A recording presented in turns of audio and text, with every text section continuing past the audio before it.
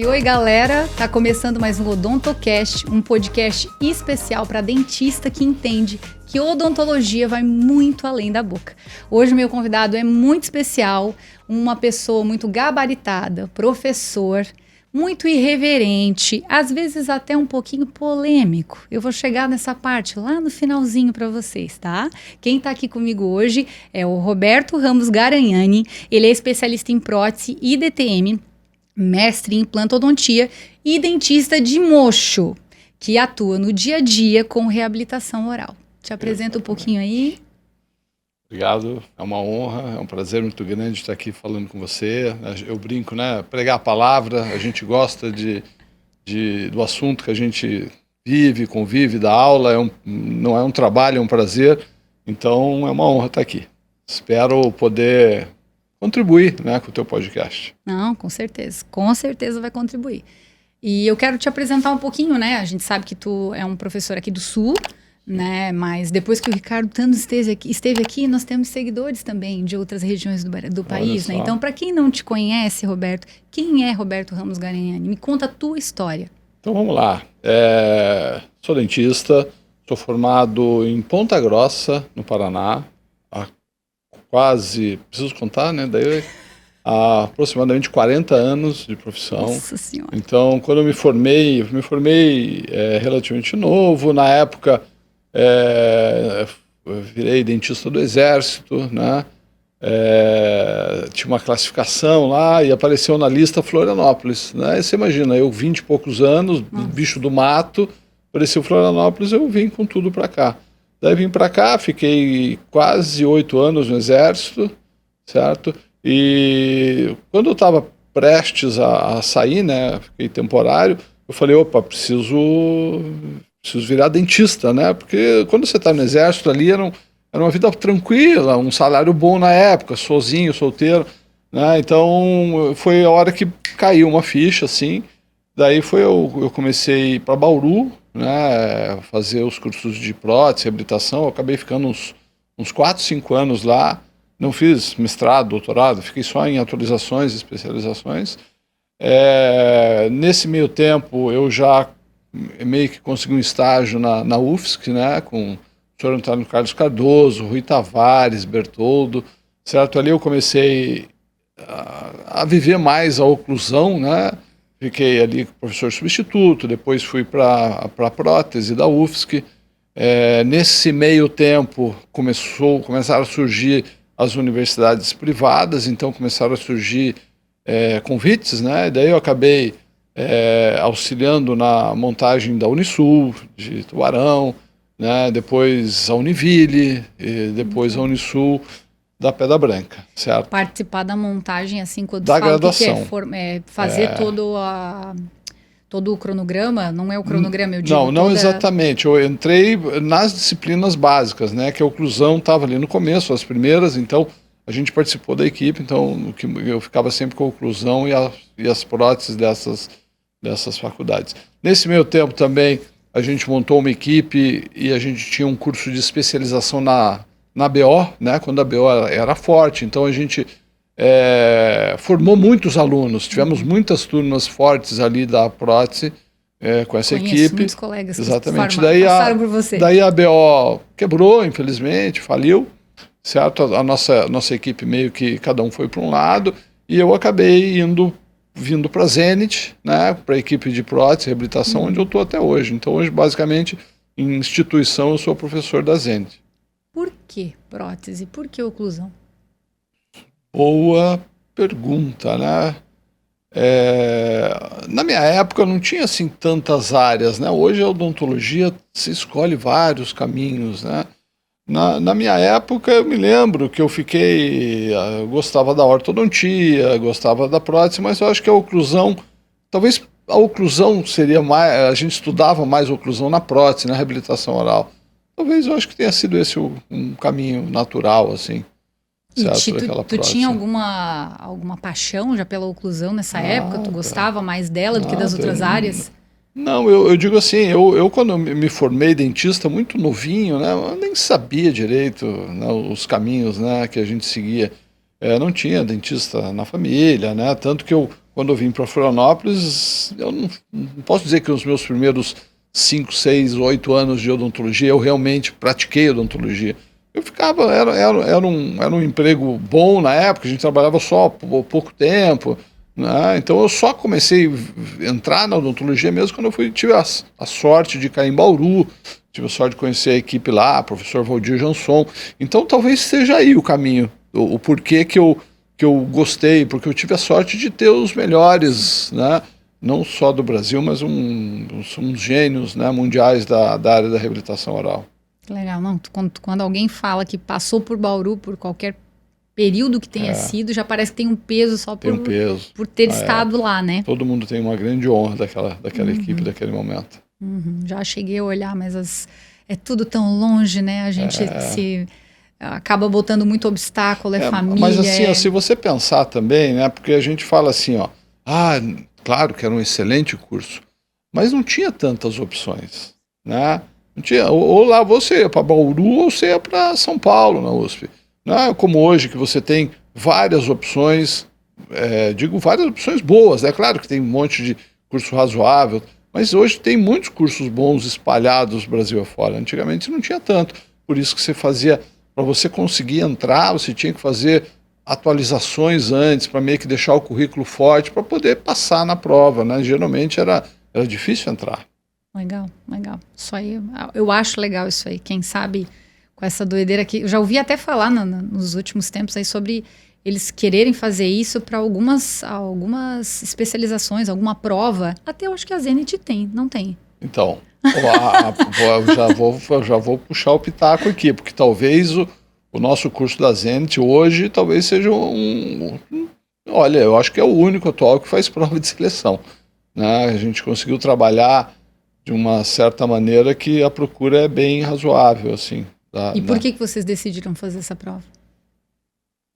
Bom, primeiro porque tem mais número de candidatos por vaga, né? Então, isso aí já a gente tem que fazer uma certa seleção, né? Porque quando a equipe ali da Zenit optou por ter esse modelo de curso, né? Porque, vamos lá, né? Já entrando em outro assunto. Eu, quando fiz especialização em prótese, né, lá em Bauru, eram 2 anos, né, que eu tinha na época para aprender o quê?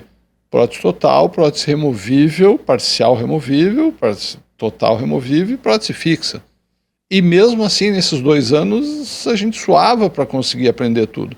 Hoje nós temos os mesmos 2 anos e eu tenho que incluir aqui adesão, a prótese adesiva, a prótese sobre implante, a longevidade dos pacientes. Então, a gente não consegue formar um especialista em 2 anos, certo? Então, quando a Zenit optou por um modelo, né, porque a gente vê nada contra também, mas cursos de dupla, tripla, certificação, né, ali o foco é prótese. E a gente sua para conseguir formar esses alunos. A gente brinca, é uma brincadeira, mas é uma realidade. Parece que quando o aluno se forma, agora ele estaria pronto para entrar no curso, né? Até porque hoje, não querendo, mas já falando mal dos jovens, brincadeiras, né? Eu vou chegar nessa parte também. A formação hoje não é igual à nossa formação, infelizmente, é uma verdade, né? Então, às vezes a gente recebe alunos para fazer especialização e às vezes o aluno vai lá para aprender prótese, né? E especialização seria a pessoa que vai lá se especializar, sim. Certo? Então, isso aí dá pano para um podcast só sobre educação. Mas nós vamos chegar lá, eu vou chegar lá nesse assunto também. Então, me conta aí, dentro dessa toda essa parte de oclusão, né? Tu tá com a camisa aí Oclusiones e a gente conhece o Oclupro. Como é que surgiu isso? O que é Oclusiones? O que é o Oclupro? Então, basicamente as minhas 2 áreas, né? É um misto, metade oclude, oclusão e pró de prótese, sim. Certo? Então, eu sempre, eu acho, tem aquela frase, né, que o artista tem que estar onde o público está, alguma coisa parecida, onde o povo está. Aonde que tem que estar o professor? Aonde o aluno está, certo? Então hoje, já entrando nesses perfis de rede social, já falando da nova educação, eu sou um professor de 61, 62 anos, vou fazer agora. Então, se eu ficasse com a minha didática de 30 anos atrás, eu estaria falando para quem? Certo? Então, se eu quero estar no mercado, se eu quero, eu brinco, né, pregar a palavra, eu tenho que me adaptar. Então, isso desde sempre, eu tento ser assim, mais moderninho. Eu estava falando antes com você que eu sou pai velho, né? Então eu fui ter filho mais velho, depois dos 40. Então até a própria preocupação do gap, né? Nossa, o que eu vou... Então a gente tenta estar mais atualizado. Então eu jogo isso para o ensino da minha área. Então nas redes sociais eu tento lá. É um exercício diário, né? Onde eu tento... Porque eu tenho que fazer ironias, eu tenho que fazer brincadeiras, ironias, brincadeiras, a linha é muito tênue, às vezes para algumas pessoas você passa um pouco o ponto, para outras não, então é um risco que a gente tem, porque eu preciso chegar nos jovens, então para chegar nos jovens eu tenho que fazer aquelas ironias, tenho que fazer aquelas brincadeiras, então colegas meus ou pessoas um pouco mais sérias e falam, nossa, mas que estranho isso, mas é uma estratégia, né? Se eu quero crescer, se eu quero atingir mais pessoas, e o objetivo sempre foi a ciência, não tem outro objetivo aqui lá. Claro que a gente usa ironia para chegar lá, mas o objetivo sempre é científico. Não tem um Instagram para vender cursos, apesar que hoje eu sou um professor que tem muitos cursos por aí, mas não uso aquilo lá como ferramenta de venda. Às vezes eu fico até com vergonha de ficar postando os meus cursos, porque às vezes uma escola te contrata, ele fala, olha, você tem que anunciar que você está aqui, eu faço meio não muito soltinho assim, mas a gente acaba fazendo, porque o objetivo ali não é venda, tá? O objetivo ali é tentar vender saúde mesmo, né? Vender educação.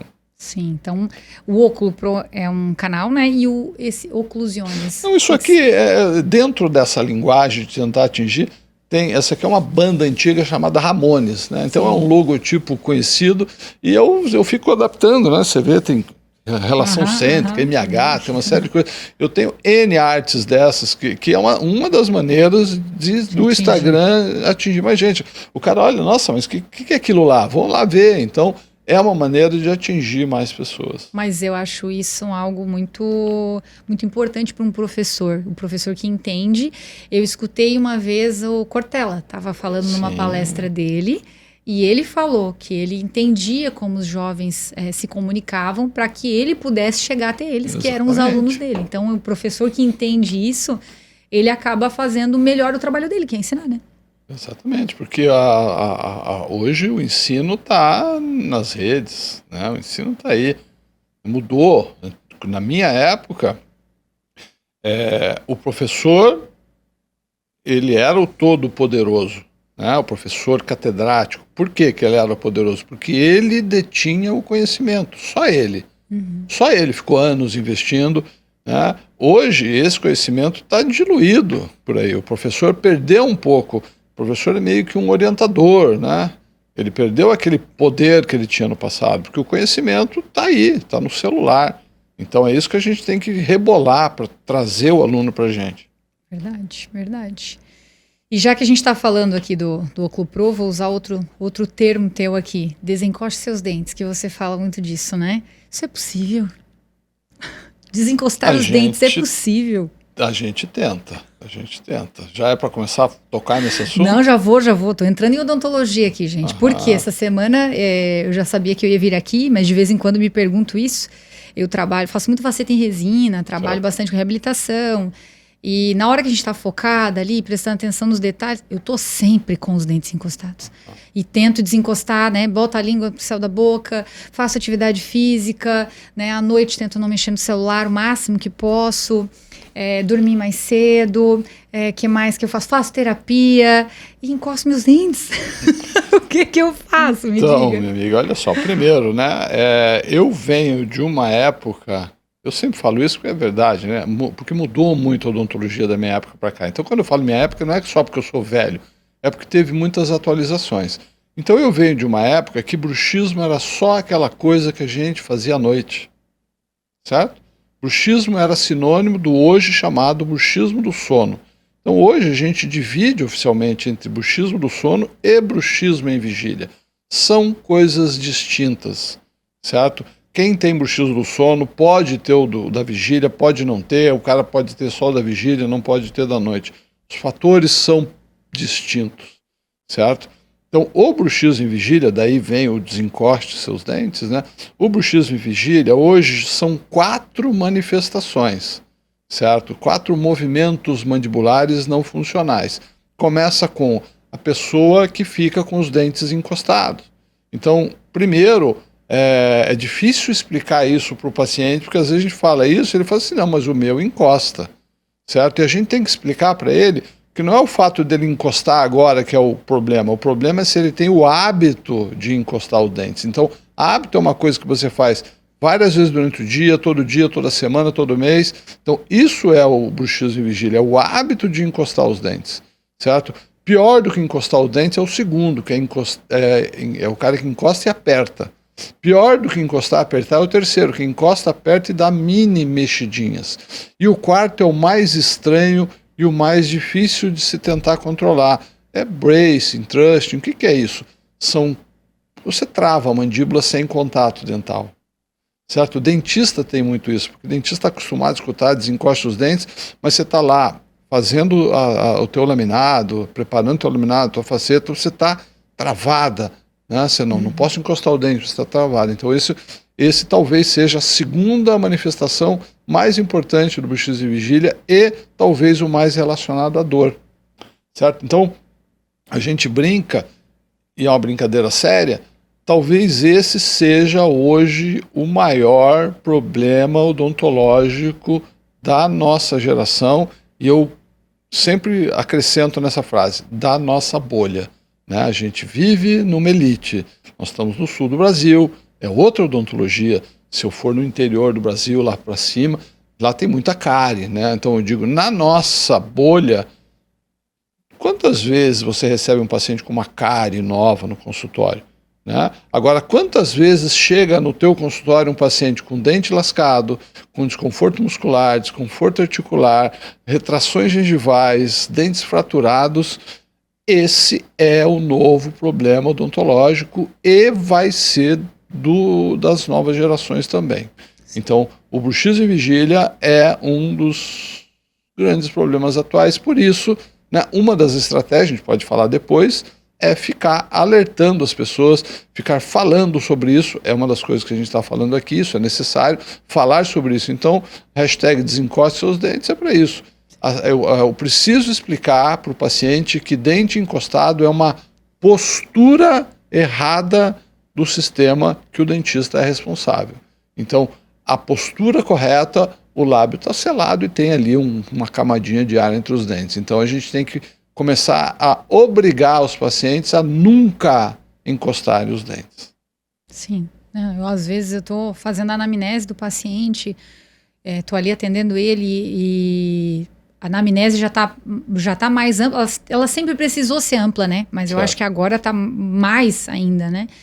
E eu já fico assim, olha, eu vou te orientar, né? Quando eu tô lá no meio da orientação, mas assim, se tu conseguir mudar uma coisa, já é um passo, porque às vezes a pessoa tem tanta coisa para mudar na vida dela, que eu fico, meu Deus, não vai rolar, né? Às vezes é uma pessoa de mais idade, e como que a gente, né, pode chegar até eles, né? Eu sei que tem coisas que estão fora do nosso controle, mas às vezes tu vai realizar um tratamento, e o teu tratamento vai depender daquilo. E o paciente vai vir te cobrar depois, né? Que é algo que eu já ia chegar ali um pouco mais à frente, né?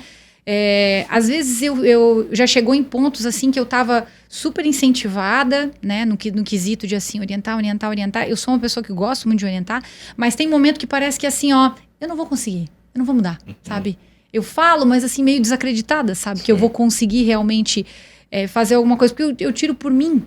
Eu vejo que assim, a melhor forma de eu parar com meu apertamento era eu sair da minha realidade. Sim. Eu parar de trabalhar, né? Que é o que hoje minha rotina, o trabalho, a reabilitação, é cansativo. E por eu trabalhar com detalhe, né? Eu vou fazer cimentação de laminado, eu fico que... Não, todo mundo. Então, é uma coisa que a gente precisa de atenção, de foco, né? Tô ali fazendo camada na resina, olhando, pego o espelho, olha nisso e tá... Eu tô focada, então são coisas que deixam a gente tensa. Aperta a dente. O bruxismo em vigília, os fatores etiológicos são mais claros que o bruxismo do sono. passa por ansiedade, que você falou, o estresse, e o terceiro, que é o que você mais pontuou, concentração. Então você pode não ser ansiosa ou não estar ansiosa, não estar estressada, mas você está concentrada no ângulo que você está fazendo lá da tua resina, na colagem do teu laminado. Então esse fator concentração é um dos fatores do bruxismo e vigília. Por que o bruxismo e vigília é o maior problema atual? Porque a tua geração e a geração que está vindo aí, esses 3 fatores são naturais. Vocês já nasceram ansiosos, estressados, conectados, que leva à ansiedade, leva à concentração. O ritmo de vida mudou. Se a gente for pensar a diferença da minha geração para a tua, né, vamos dizer assim, não é tão longe assim, mas mudou muito a maneira, por exemplo, como eu fui criado. Você imagina, eu brincava na rua, né, a gente se matava na rua, chegava em casa morto, dormia bem. Né? Hoje as crianças são... esses dias eu estava lendo um livro, tem uma parte bem interessante que ele fala assim, ó, coincidiu quando a rua começou a ficar perigosa, né? Hoje a gente não deixa as crianças soltas na rua. Então coincidiu a época que a gente tirou as crianças da rua com a mesma época que veio os dispositivos, os aplicativos, os tables da vida. Então a gente tirou as crianças da rua e deu para eles um dispositivo. Pronto, mudou o perfil de uma criança. Em muito pouco tempo. Então, em muito pouco tempo, em coisa de 1, 2 gerações, hoje eu tenho uma criança que já nasce assim, muito conectada, né? Muitas informações, fator luz azul, né? A luz azul é comparado com estimulante, cafeína, então as pessoas, e isso não tem volta. É isso que a gente precisa entender. Não tem volta, não vai. Não... Então, o bruxismo e vigília faz parte da odontologia hoje, e controlar é a nova prevenção, o bruxismo e vigília.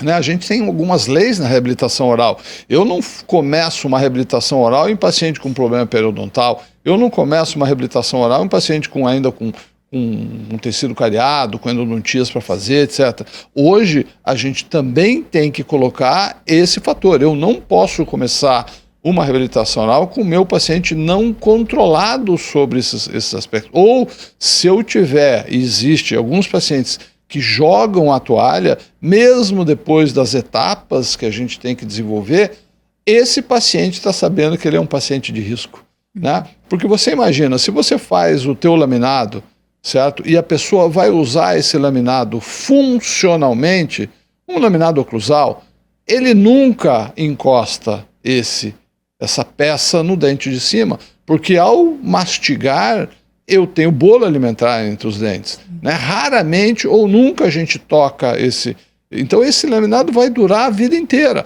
Agora, se essa pessoa tem o hábito ou à noite ou de dia, isso que não é para ter contato, ele vai ter um sobrecontato. Por isso que eu falo, brinco sempre, oclusão, uso e sobreuso. A gente tem que aprender as diferenças. E hoje, essa nova geração de reabilitadores, né, você, uma delas, eu preciso saber de todos os pacientes que estão na minha frente, se ele usa a oclusão funcionalmente ou se ele sobreusa. Se ele sobreusa, eu vou desenvolver estratégias para tentar controlar. Se ele não controla, você vai dividir responsabilidade com ele a respeito da longevidade dos teus trabalhos. E ele vai saber que, no caso dele, talvez o teu trabalho que era para durar 20 anos, vai durar 5 ou vai durar 2. Tá? Mas você joga limpo com o paciente. Sim. Eu te digo que eu estou formada há 12 anos, né? Eu fiz fisioterapia uns semestres antes, então me formei, eu tinha 26. Então, eu estou formada há 12 e, assim, faz poucos anos que eu comecei reabilitação mesmo, porque fiz uma especialização, fiz curso, né? Enfim. Então, eu tenho algumas reabilitações aí que estão sendo funcionais. E eu tinha uma ideia, porque eu sempre eu uso o termo de personalidade, eu gosto bastante dessa parte de autoconhecimento, então tenho ainda, trabalho isso, um perfil agradador. Eu queria fazer meu paciente feliz. Só que para fazer meu paciente feliz, às vezes, eu deixava de lado o que é parte dele. Ou eu não entendia por desconhecimento, eu achava que os materiais eram para sempre. Não. E eu esquecia não é que eu esquecia, na verdade, eu tinha um desconhecimento a respeito disso, de PT, de resina, cursos que eu fiz nunca se falava, quanto tempo dura, né? Como é que é? Hoje é o que eu friso para o meu paciente, mas enfim, tem uma reabilitação que eu fiz num paciente um paciente assim que tu olha a fotografia, mas paciente com biocorrosão, perda de dimensão vertical, né, jovem, 30 e poucos anos, surfista, pai com a família, tinha um sítio, ele tomava muito suco de laranja no dia, enfim, dente dele assim, daquele jeito. Deu a opção dele de fazer peças indiretas para a gente fazer aumento da dimensão, né, para levantar a dimensão dele, mas ele optou por resina direta. Fiz toda a reabilitação com resina direta, tudo. Então, ele tem resina na boca inteira, né? Em cima e embaixo. E é um paciente extremamente exigente. Ele é uma pessoa bem exigente, bem detalhista. Então, essa resina lasca. E claro. no começo eu ficava, meu Deus, eu fiz alguma coisa errada. O que aconteceu? E assim, eu botei placa de orientação, desencosta seus dentes. Nossa, tudo. Guia canino, ele tem, tá tudo encaixado, tá com a protrusão certinha. Gente, até eu entender, porque foi nessa fase, já faz alguns anos aí que eu fiz a dele, até ele teve agora fazendo a manutenção dele lá, tô tentando fazer o controle, lasca, e uma coisa que me chamou a atenção, ele tá com uma recessão acontecendo no 23 e tá com uma recessão no 31 e no 41, e eu fiquei, por quê? Ele disse que usa a placa, a higienização tá legal, ele tá com guia. O que passou aqui que eu não estou percebendo nessa recessão? Olha, a recessão, né, se a gente for puxar os conhecimentos que o nosso amigo Paulo Vinícius Soares fala tanto, ele tem vários fatores, né? Ele, por exemplo, pode ser um resquício de uma ortodontia do passado, certo? Se você falou, por exemplo, se ele tem bruxismo do sono e está controlado, ou seja, ele está com a placa bem ajustada, então você elimina o fator noite, certo? Tem o fator bruxismo e vigília. Bruxismo e vigília, o terceiro item que eu te falei, que é mini rangidinhas, às vezes porque geralmente o protesista, o reabilitador, como que ele ajusta as guias, né? Ele pega e vê o canino, toda a excursão, mas às vezes é aquele iniciozinho que é onde o terceiro bruxismo e vigília mais pega. O cara fica só fazendo mini range, tá trabalhando, tá mini rangeando. Então ele não faz a excursão toda. Às vezes a gente ajusta da metade pro final da guia, que é onde é instagramável, brincadeiras à parte, mas aquele comecinho da guia às vezes está tocando aquele pré-molar, às vezes está tocando aquele molar. Então talvez dá uma refinada, mas também focar que ele deve estar fazendo bruxismo e vigília em algum momento. É no canino de 23 dele que deu a recessão, mas foi o que eu me perguntei. E daí vem o que eu percebo hoje, né? Hoje dentro do meu consultório, para mim, acho que o que mais me deixa feliz é eu voltar um paciente meu e eu ver que tá tudo estável, né? E quando ele chegou, eu te confesso que eu fico assim, ai, por que deu uma recessão? Né? O que aconteceu?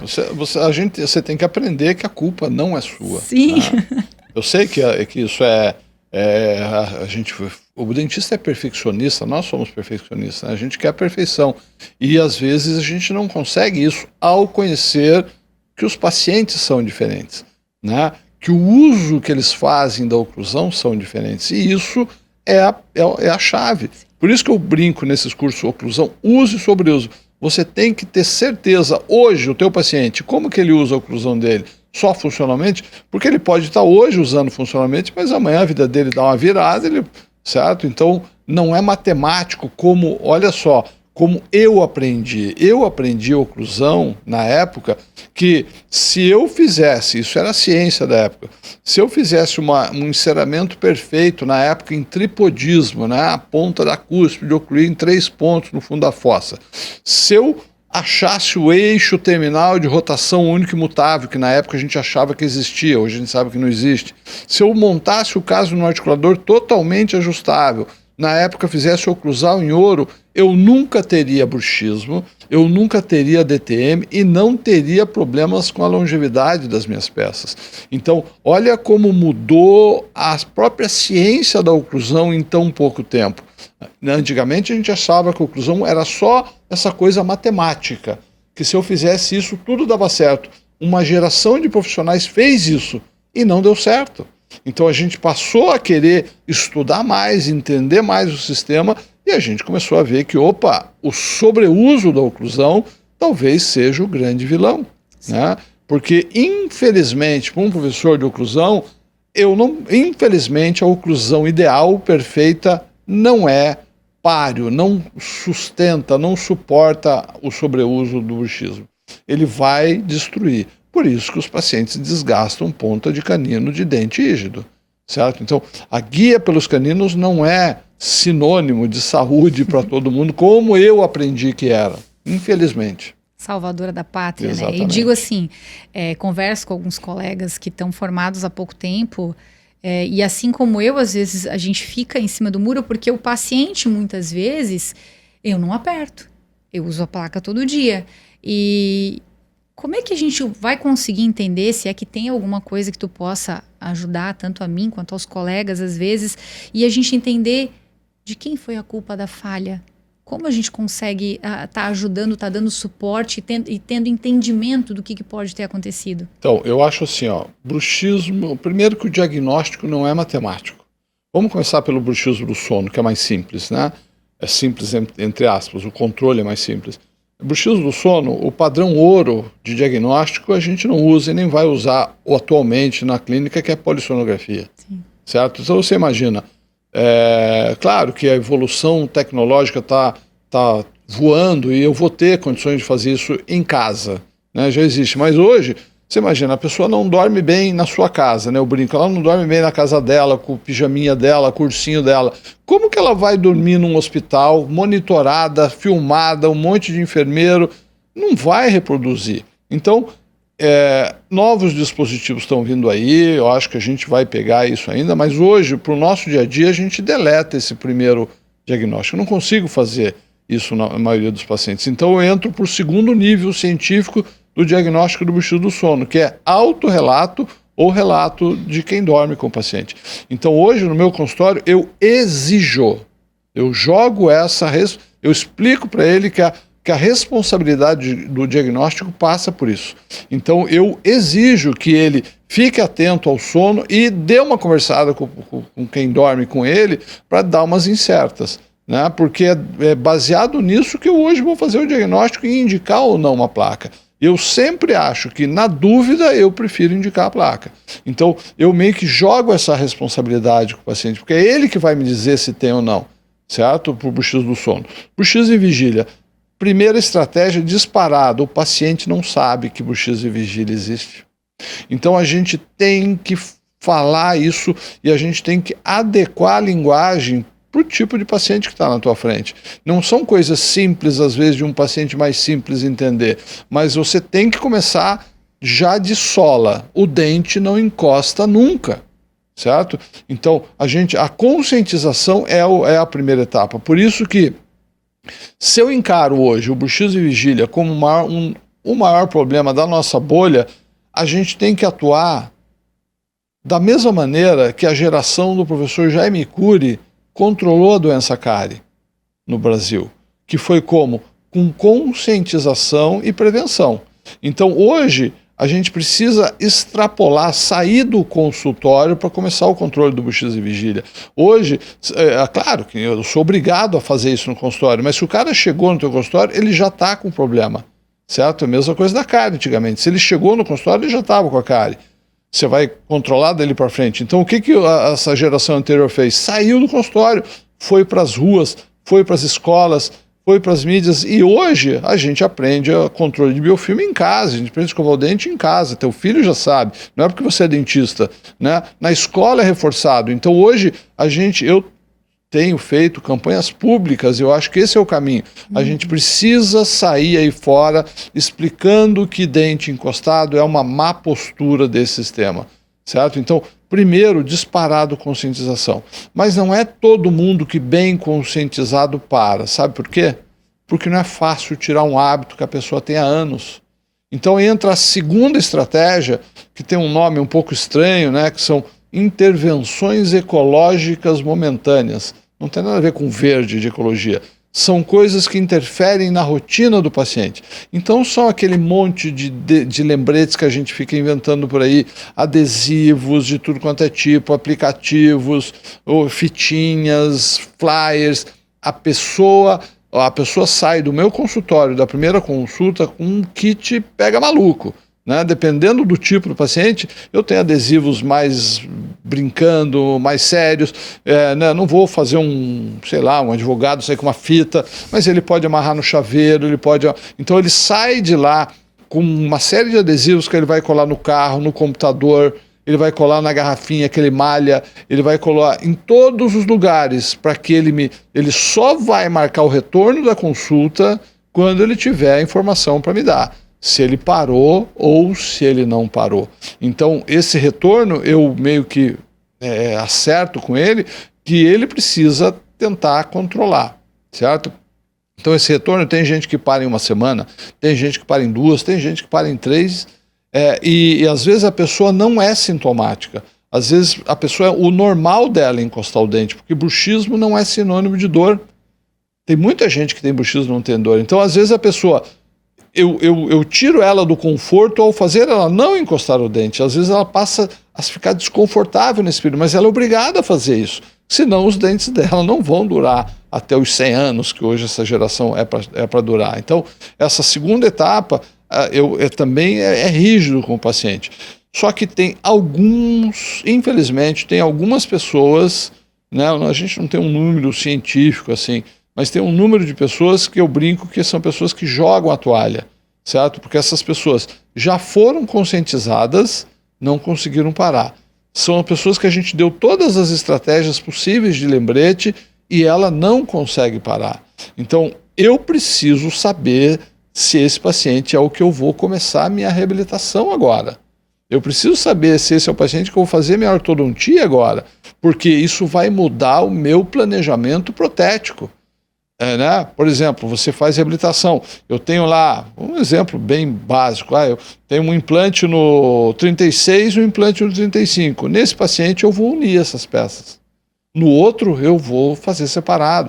Então eu começo a mudar o meu planejamento reabilitador ao saber que esse paciente jogou a toalha. E esse paciente está crescendo. Esse tipo de paciente, porque são pacientes, por exemplo, que trabalham com muita concentração. Você acabou de me falar. Ora, o dentista é uma profissão que o cara está muito concentrado, exige muito do profissional. Mas hoje a maioria das pessoas trabalham com TI, né? Florianópolis é um berço de tecnologia. As pessoas passam o dia na frente de uma tela altamente concentrado. Eu já tive paciente que, quando eu dei o kit de palhaçadinhas, ele falou assim: eu não posso usar isso. Eu até levei um susto. Ela foi enfática, assim, né? Ela me explicou. O trabalho dela, ela exige tanto foco que ela entra na tela. Nada pode tirar ela daquilo. Então, esses adesivos iriam tirar. Então, essa paciente, eu tenho que usar outras alternativas, né? Hoje, por exemplo, também a gente brinca, né? O termo é errado, mas eu vou falar aqui, tá? Depois você não recorta isso. Bruxismo do esporte, esse termo não existe, mas a gente usa. Por quê? Porque hoje a geração de vocês malha muito mais do que a minha geração, né? Todo mundo malha absurdamente. Olha a quantidade de academias que tem, crossfit, essas coisas todas. Então, a pessoa, às vezes, ela joga a toalha no esporte. Ela fala assim: olha, eu parei de apertar em todo lugar, mas a hora que eu estou lá levantando meu pneu, puxando ferro, eu não consigo. Daí entra hoje mais uma área da odontologia, que é a odontologia do esporte. Então, temos protetores específicos, depende do esporte, para o cara malhar apertando os dentes, mas com uma proteção dos dispositivos para esse fim, né? Tem a pessoa da concentração, por exemplo, essa moça que eu falei, que ela fica o tempo inteiro ali, mas dentro desse quadro eu posso colocar você, dentista. Eu posso colocar um médico neurocirurgião que a cirurgia dele dura 6 horas. Esse cara, enquanto que a ciência não me mostra outro caminho, eu indico a placa. A placa que a gente usa para o bruxismo do sono. Porque daí eu considero esse bruxismo incontrolável como o bruxismo do sono. Então, eu não estou condenando uma pessoa que tem bruxismo em vigília a usar uma placa. É aquele fundo do poço. Ele foi esclarecido, não parou. Ele usou todas as estratégias de lembrete possíveis, ele não conseguiu. Ele não é o cara do esporte, ele é o cara da concentração. Esse cara, naquele momento específico do dia, ele precisa usar um protetor. Talvez ele tenha que usar a placa. Então são novos problemas que a gente tem que enfrentar, porque eu sou de uma geração que a gente proibia o uso de placa fora do sono, porque a gente não queria que o cara usasse aquilo lá. Mas enquanto não tiver outra alternativa, eu tenho que fazer isso para dar longevidade nos todos os trabalhos protéticos, para que ele não vá ter recessão, sobrecarga muscular e articular no presente e no futuro. Outro fator, aqui a gente só pode piorar, né? Outro fator, essa geração, a tua geração e a geração que está vindo aí, é uma geração, eu brinco, que todos vocês têm um coach de estimação. Porque todos vocês são criados, focados, vocês têm metas, vocês querem dominar o mundo em 5 anos, em 10 anos, e geralmente essas pessoas da tua geração estão fazendo o quê? Estão tomando aditivos. E isso hoje é absolutamente normal, pessoas que tomam, por exemplo, hoje está muito eu posso falar nome comercial aqui? Pode. Por exemplo, hoje está muito na moda o Venvance, né, que é um remédio para TDAH, é brilhante, é a melhor invenção para TDAH, mas hoje já é liberado a indicação desse paciente, desse remédio, por exemplo, para a pessoa que chega no psiquiatra e fala assim, olha, eu tenho que terminar minha tese até o final do ano, eu estou com o prazo aqui, o cara vai lá e toma um negócio desse porque melhora o foco. Então tem pessoas que tomam para estudar. Hoje, Florianópolis é uma cidade, né, a gente brinca, tem muito concurseiro, né? Então as pessoas que passam nesses concursos tomam esse remédio para estudar melhor. E o futuro, esses remédios psicoativos. Era da performance. Exatamente. Então é mais um fator que faz com que o nosso paciente, hoje o maior problema dele é o bruxismo e vigília. Então esse paciente seu que você está reabilitando, né, que ele muito cedo ele perdeu esmalte, ou seja, por química ou por sobrecarga, eu acho que a gente precisa obrigatoriamente eliminar os fatores para depois reabilitar esse paciente, né? E se dentro desses fatores ele é um cara que assume que não consegue controlar, ele tem que estar ciente que a culpa não é sua.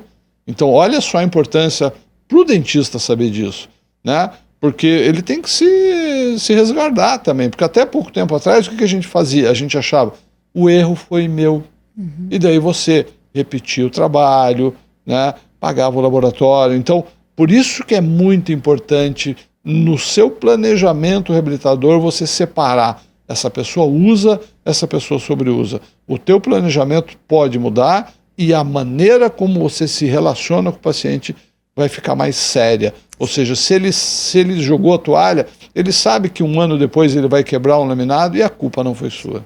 Sim. E essa questão de entender esse paciente, porque a grande maioria dos meus pacientes, quando eu estou dando orientação e explico que não pode encostar dente, muitos acreditam que não encostam. Aí na segunda consulta eles não encostam o dente. Depois que tu falou, eu percebi a importância que eu dos lembretes. Muito importante os lembretes. Muito importante. Mas essa detecção que tu faz com o paciente do acompanhamento e ali na primeira consulta é perceber se ele tem falta de ponta de cúspide, é perceber se ele tem bifração, recessões. Então, quando esse paciente não tem isso aqui, porque eu estou na primeira consulta, eu vou avaliar esse paciente, nós temos sinais na boca do paciente que esse paciente pode ter um apertamento, pode ter um bruxismo. Então vamos lá. Isso não é matemático, não é. Tá uma corrida louca para se lançar um protocolo. A gente tem hoje protocolos estabelecidos, tem o STAB, tem uma série de questionários, né? Mas para o dia a dia clínico, eu acho assim, todo profissional tem que dar uma palpada em masseter, certo? A gente já tem alguns estudos de ultrassonografia de grupos de bruxistas e não bruxistas, e as pessoas que têm bruxismo parece que tem um volume maior de masseter. Então, assim como não quero dizer, o paciente chegou, tem um masseter forte, ele tem bruxismo. Sim. Mas eu já anoto na ficha. Então, ao paciente apertar, né, você pede para ele apertar e o masseter empurra o teu dedo para fora, nossa, eu já anoto na ficha, né? Daí o próximo paciente, você vai fazer a primeira consulta, você aperta, o teu dedo continua lá, molinho. São 2 pacientes diferentes, a força é diferente. Eu repito, eu não estou falando que o primeiro tem bruxismo ou o segundo não, mas a chance do primeiro ter é maior. Certo? Então eu já anotei na ficha isso aí, né? Outra coisa muito importante hoje em dia, quando a gente encosta perto os dentes, é claro que o masseter salta, né? Mas e a musculatura interna? Salta para onde? Para dentro da boca. Então hoje, marcas na mucosa, marcas na bochecha e na língua, aquela linha alba, já é científico que tem relação com o bruxismo. Então é uma coisa que eu observo, eu anoto e eu mostro para o paciente. Porque o bruxismo não é linear. Então, às vezes, no dia que ele foi na tua consulta, ele não está tão marcado assim, mas os pacientes que você casa com ele, né? A gente que faz reabilitação, a gente casa com o paciente, você acaba vendo que tem um mês que ele vem marcado, outro mês não vem. Então hoje eu também ensino o paciente a dar uma olhada quando ele de manhã vai escovar o dente, olha, vê se não está marcado. Né? Eu tenho uma pergunta na anamnese importantíssima, você não morde tua bochecha de vez em quando? Essa pergunta é matadora. Por que de vez em quando? Porque quando ele está numa fase de bruxismo, as edentações estão maiores, ele vai comer qualquer coisa, morde aquilo lá. Certo? Então, eu estou desenhando esse paciente. Certo? Ao perguntar tudo isso, também sou obrigado a perguntar como é que é seu sono? Você dorme bem? Então, isso tem que estar incluso em todas as anamneses. E ao perguntar isso, você começa a ver a quantidade de pessoas que não dormem bem. Certo? A pessoa que não dorme bem, eu emendo uma segunda pergunta. Toma medicação para dormir? Isso para qualquer paciente. Né? Também me assusto com a quantidade de pessoas que tomam medicação para dormir. E esse que fala que toma, vem a terceira pergunta. Qual é o remédio e qual é o diagnóstico? E daí a gente se assusta que esse remédio ele pegou no postinho, ele pegou com a prima. Não faz acompanhamento. Não faz acompanhamento. Às vezes usa esse remédio que era para usar 8, 9 meses com um médico do sono. Ele está usando há 10 anos um remédio para dormir. Então, esse paciente, eu estou desenhando um grande provável paciente que tenha bruxismo, principalmente do sono. Né? Daí entro para perguntar, ritmo de vida, né? Você é ansioso? Qual é a sua profissão? Você é estressado? Então, quando vem os jovens, você já está desenhando que é um paciente com sobrecarga durante o dia. Então, isso é na primeira consulta, a gente coleta informações e eu acho muito importante jogar essa responsabilidade para ele para retorno dessa consulta. Ele tem que me dar informações a respeito do sono dele, de quem dorme com ele, etc. Ele tem que me dar informações a respeito do dia dele, né? Se ele controla ou não esse bruxismo em vigília. Porque se ele não controlar, a gente repito, a gente tem que investigar esses fatores. É o esporte? Vai ter que usar um protetor. É o cara da tecnologia? Vai ter que usar uma placa durante alguns momentos.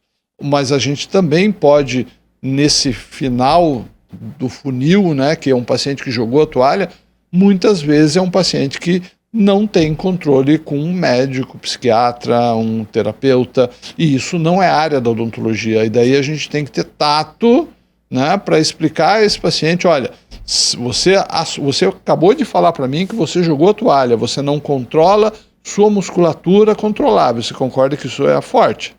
Eu assumi que eu não controlo minha musculatura controlável, tudo bem à noite, é incontrolável, por isso a placa. Mas durante o dia eu tenho que ter controle. Se eu não tenho, algum problema que não é tão simples assim está ocorrendo. Então, o dentista não trata isso, mas às vezes o dentista é o primeiro profissional de saúde a identificar esses problemas, a falar para o paciente, olha, talvez você precise... E aí a gente precisa ter tato, né? Porque você imagina, o paciente chegou no teu consultório para fazer uma restauração e você está mandando ele para um psiquiatra... Já perdi um paciente por isso. Então, os cabelos brancos, né, os poucos que eu tenho, hoje eu sinto o faro de pacientes que eu posso falar e pacientes que eu não posso falar. O paciente que eu não posso falar, eu uso o seguinte artifício, eu pergunto, quem é seu clínico? Quem é seu médico? Qual a próxima consulta? A próxima consulta do seu médico, o senhor vai lá e vai falar para ele que o dentista mandou perguntar para ele por que o senhor não está conseguindo parar de encostar o dente. E daí o médico falando é muito mais tranquilo, certo? Mas é um papel, talvez um novo bom papel da odontologia, que talvez a gente seja o primeiro a enxergar a ponta do iceberg. Que é a ponta do iceberg, o que é? Ele lascou o dente, ele quebrou o teu laminado, ele está com desconforto muscular, e você vai lá, explica, tenta corrigir posturas, ele não consegue, e às vezes você acaba chegando num paciente que está com algum dos famosos distúrbios de humor, que daí você, ao encaminhar, você está fazendo um excelente serviço de saúde pública para esses pacientes. Sim, eu vejo que até teve um episódio que a gente conversou sobre isso, eu e duas colegas que eu convidei, que são reabilitadoras também, como a gente cada vez, sempre teve, né, porque a gente lida com o ser humano, mas esse traquejo, assim, como a gente lidar, cada pessoa é diferente, como a gente se comunicar. Esse paciente que eu citei que eu perdi, não foi uma situação que Ele chegou, ele tinha apneia do sono, sem tratamento, ele era obeso, vida corrida, estressado. Normal, novo né? normal. Então assim, quando eu vi tudo aquilo, eu fui orientando, olha, a apneia é sério, né? Isso. E ele chegou, como tu falou, ele chegou para fazer uma, né? Então assim, eu assustei ele. Eu assustei ele. E ele chegou em casa, comentou com a esposa, que a esposa tinha vindo no meu consultório também, e ele nunca mais voltou. Então, assim, é difícil, porque a gente tem que tentar aprender. Até eu fiz, um dos meus episódios eu fiz com uma especialista em comunicação, e ela estava falando isso, né, de muitas vezes essas artimanhas da comunicação, que eu tinha bastante preconceito, gatilhos mentais e essas coisas, ela me explicou que quando tu usa pro que é certo, né, que não tem problema. E nesse momento tu lê o paciente, que isso para mim isso vem com maturidade, só porque com a idade. não tem como, né, aprender. Não vejo, mas é ler o paciente e entender o que tu vai falar para ele que vai fazer ser relevante. Exatamente. Porque senão eles isso que você fala para esse paciente não é relevante. A mesma frase para o que entra depois. Então, aí você começa a entender a preocupação nossa, os dentistas velhos, com os rumos da odontologia. Os rumos da odontologia, que são essas clínicas onde o dentista trabalha por metas. Né? Tem o orçamentista, tem o não sei o quê. Ou seja, o cara virou um pedreiro ali. Então isso, você não trata a gente, né? É um grave problema que a gente tem hoje. Nesse desenho do business da odontologia. Eu acho que essa parte toda se perde, que é essencial para a durabilidade do tratamento, né? E que é a preocupação. Como que você vai fazer isso? Como que você vai fazer essa anamnese se você é obrigado pelo dono da tua clínica a atender o paciente em 15 minutos? Em 30 minutos? E, amiga, isso está ocorrendo com a medicina. Sim, já tô... Vai ser um caos. Vai ser um caos. Já tem médico dançando no TikTok. Você quer que só aqui no Brasil? Eu acho que aqui potencializou, assim, sabe? Já tem médico dançando no TikTok. Não, isso eu já tinha visto faz tempo. Esses dias eu recebi uma propaganda. A gente critica muito a odontologia. A medicina está indo, infelizmente, para o mesmo caminho. Só com uma grande diferença. Nós não tratamos com risco de vida. Tá? Nossa iatrogenia, o cara vai perder um dente, o cara vai... Né? Mas lá não.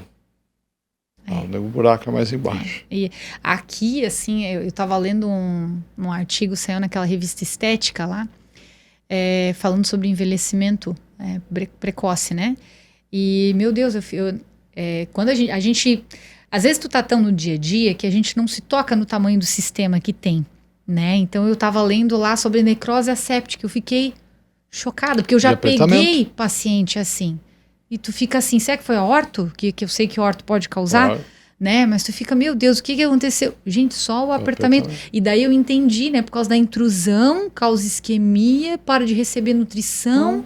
E, gente, eu fiquei chocada. Isso quando não quebra o dente. Eu tenho pacientes com os dentes rígidos, não tem uma cárie que ela quebrou o dente no meio. E daí eu vou colocar um implante, que é pior que o dente? Eu preciso parar o fator etiológico. Então tu não trata esse paciente até que tu viu que isso está controlado?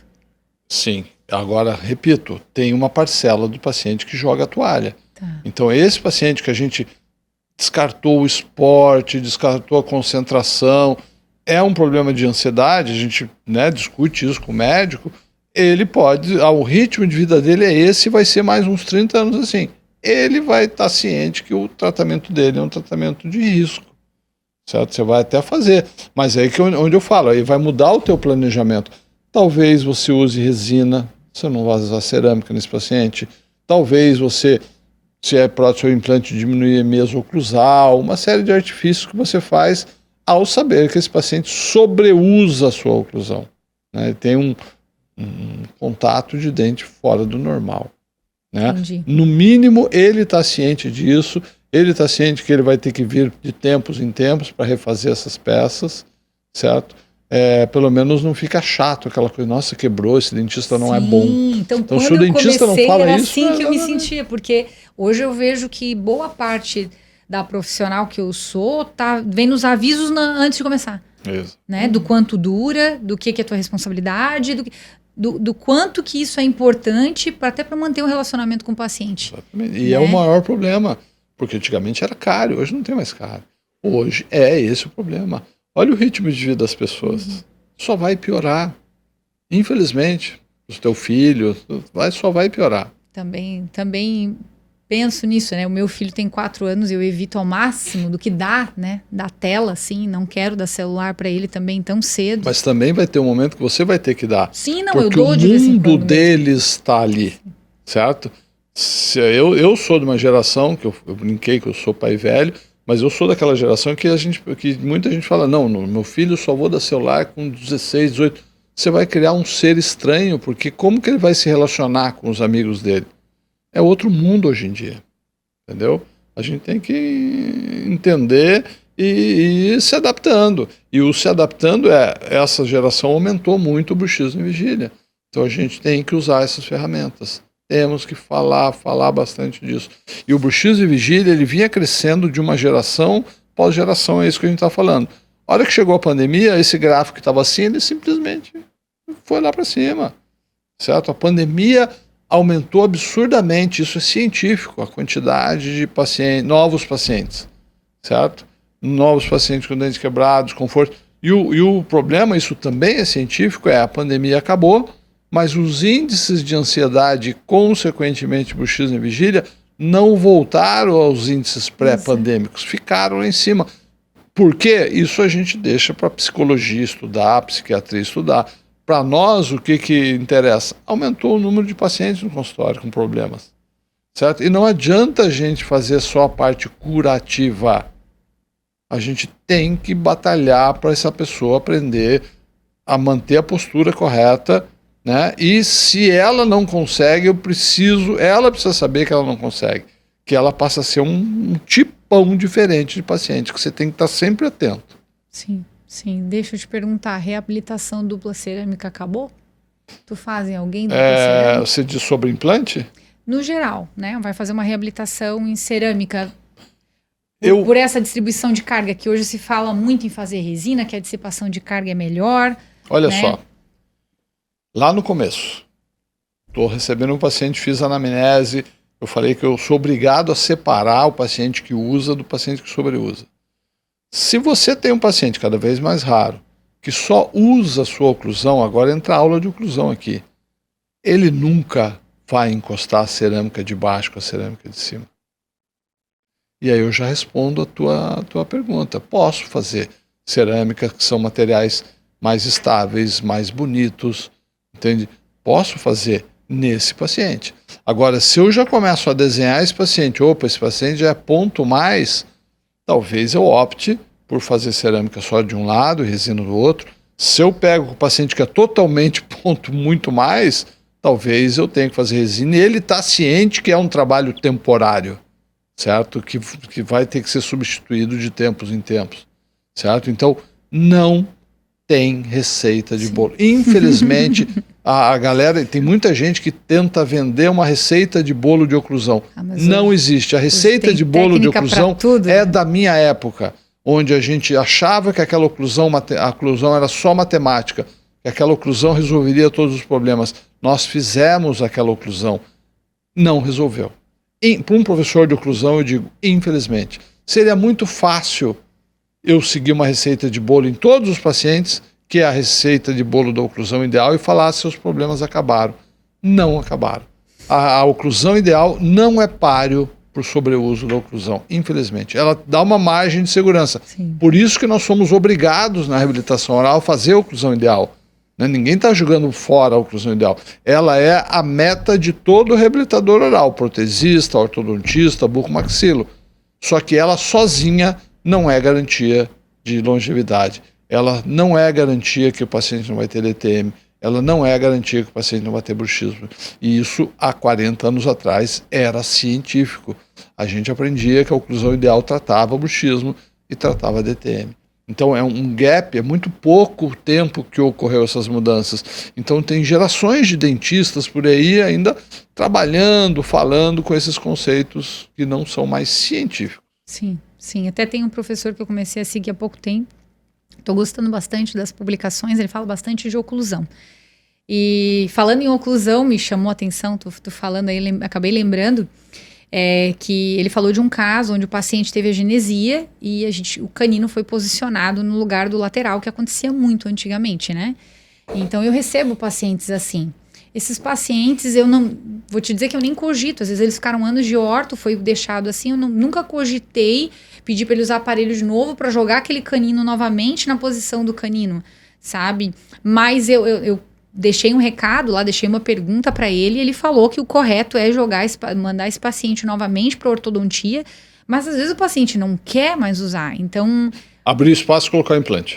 Abrir o espaço, jogar o canino de novo para a posição, que eu sei que é o ideal, tá na fossa canina, tudo bem, mas às vezes esse paciente ele não quer mais usar aparelho. O que tu conversa com esse paciente ou como tu faz? Deixa em grupo? O que tu faz com esse canino lateral? Para te responder essa tua pergunta, eu tenho que fazer uma coisa antes. Tomar água? Não só tomar água. Eu tenho que te falar do novo problema oclusal dos últimos tempos, que é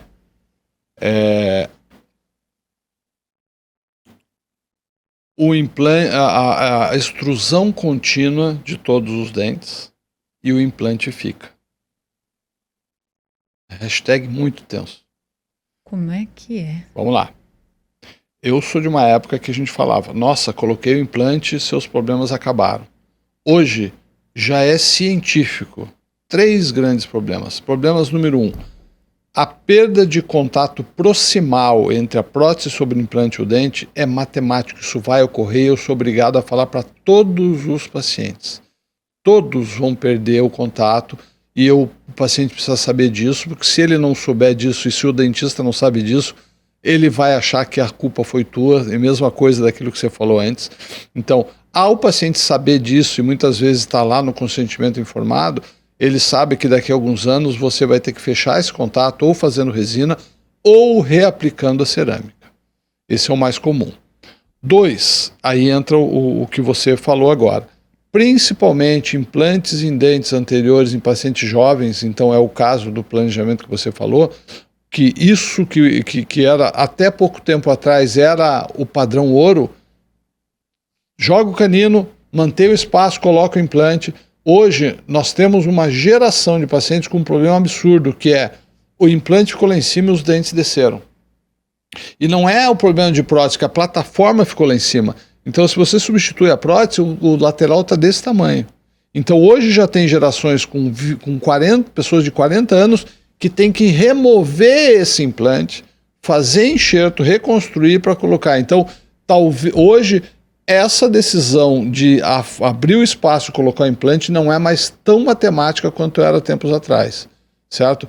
É uma opção? Mas isso tem que ser discutido com o paciente, com a família, porque talvez tenha que se postergar a colocação desse implante quanto mais tempo jogar para frente. Agora, quem que com 18, 20 anos vai querer ficar com uma prótese temporária ali? Então, está se voltando a falar de deixar o canino, de reanatomizar, né?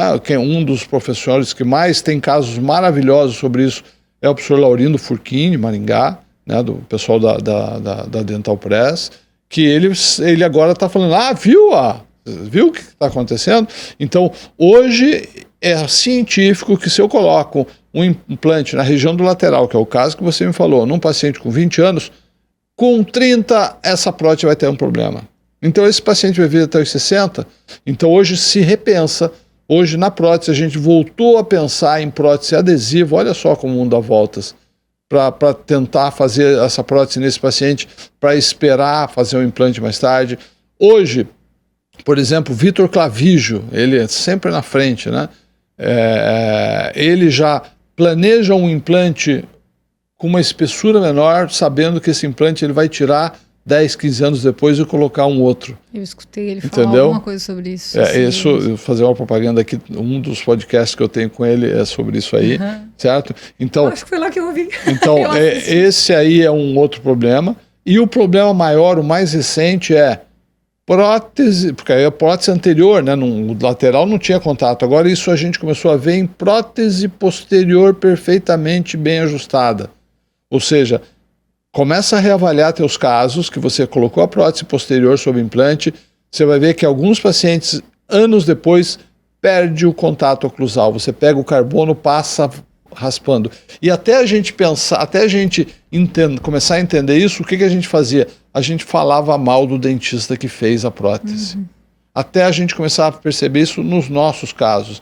Então também perde o contato. E isso passa a ser um grande problema, porque você imagina um caso clássico. Você tem um paciente que tinha uma prótese parcial fixa de 2 pilares e um pôntico.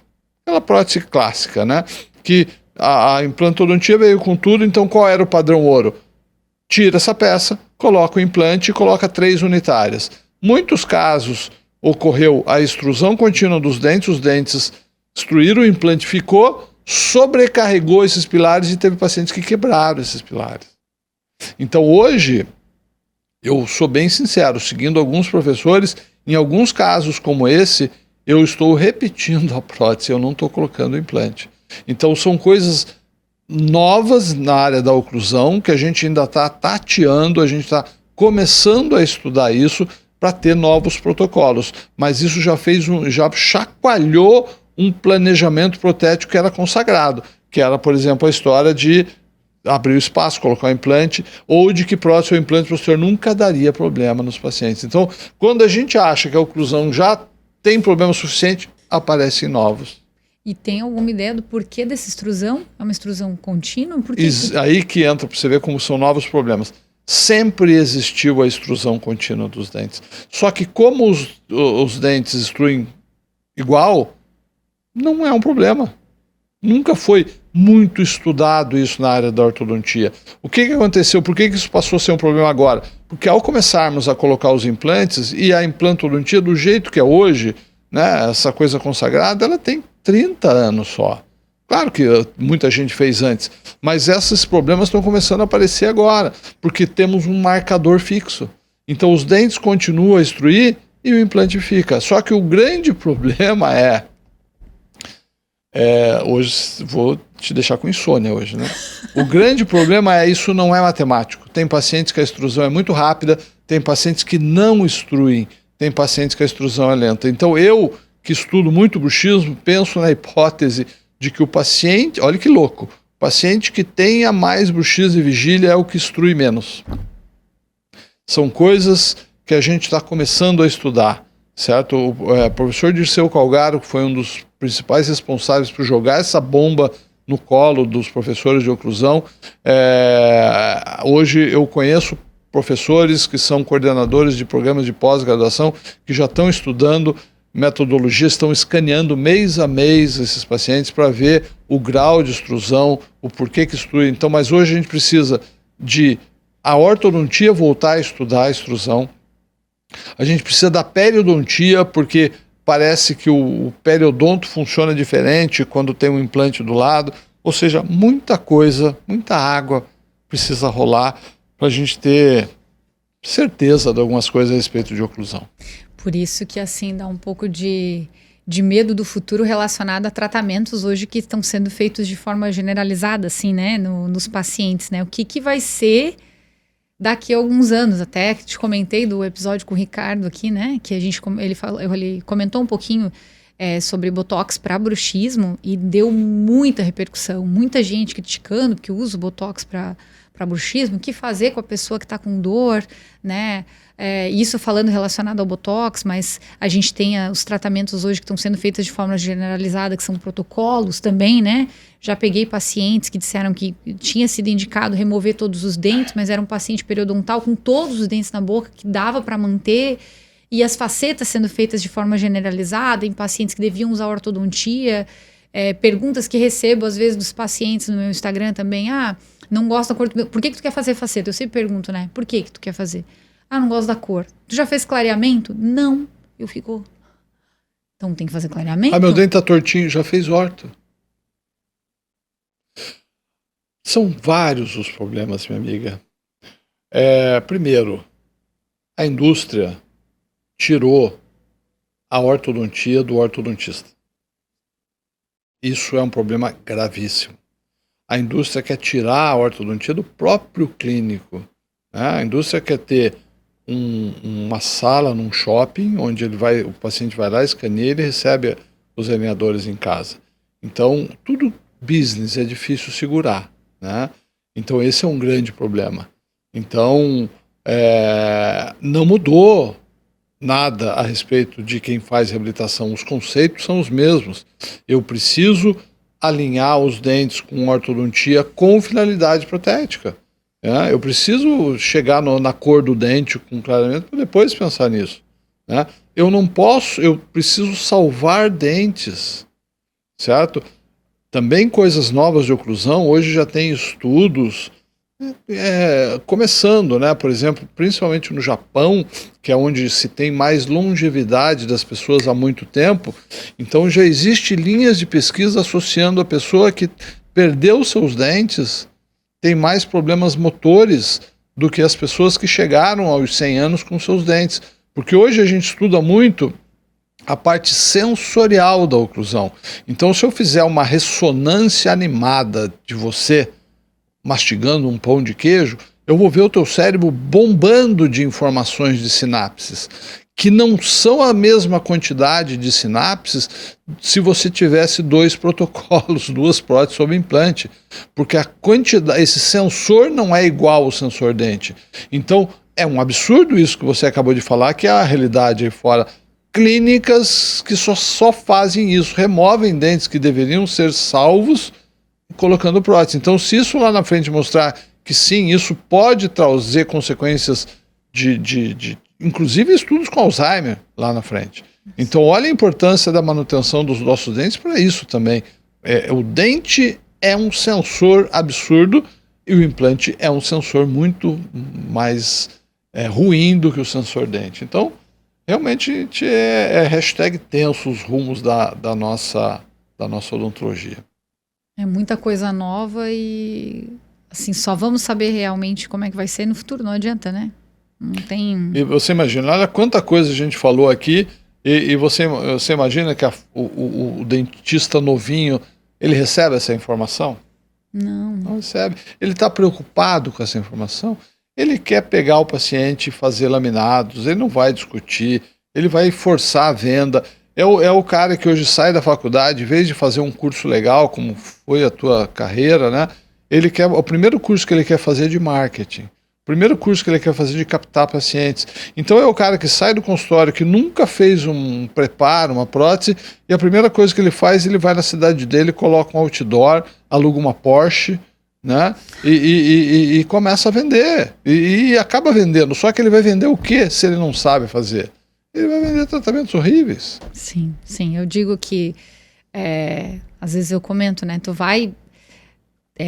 tem muito curso disso hoje, que é como tu falou, né? Vai se posicionar, mas tu quer ser referência de algo que tu não vai conseguir entregar. Porque, nossa, eu vejo hoje, tô com 2 anos. Gente, eu tenho tanta coisa para aprender. Parece que quanto mais a gente senta para estudar, assim, mais tu vê que tu... Sabe aquela frase que a ignorância é confortável? A ignorância é confortável. Quanto mais você estuda, mais você vê que os problemas só aparecem. Então, a nossa profissão é uma das profissões mais difíceis que existe. Porque ela exige acompanhar a evolução tecnológica, ela exige uma habilidade manual, ela exige essa concentração toda, então a gente se mata, se quebra com posturas ruins. É uma profissão, a gente falando isso, o pessoal sai correndo, mas é uma profissão difícil. Para você fazer a odontologia de qualidade, ela é muito difícil. Certo? Ela é muito difícil e a galera quer fazer de qualquer maneira. Então, só para não alguém pegar um corte e sair falando mal, eu não estou falando mal do marketing. O marketing é importantíssimo, mas todo marketing, ou seja, você está vendendo um produto, você tem que vender um produto bom.